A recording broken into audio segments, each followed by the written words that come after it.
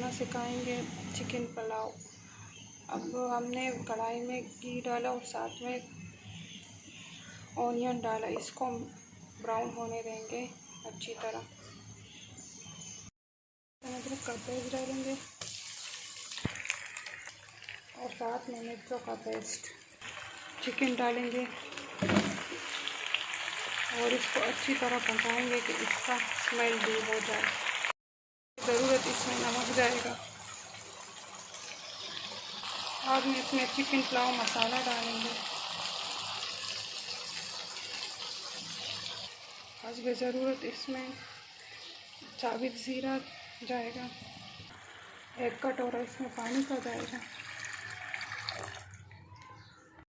डालेंगे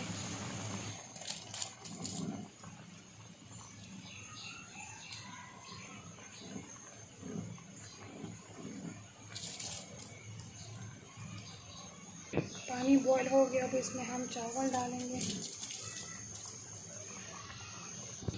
अब इसके पानी को खुश्क करेंगे और अच्छी तरह इसमें पकाएंगे इसको। चावल बनकर रेडी हो गए। आप लोग भी ट्राई करें। हमारे चैनल को सब्सक्राइब करना ना भूलें। Thank you for watching.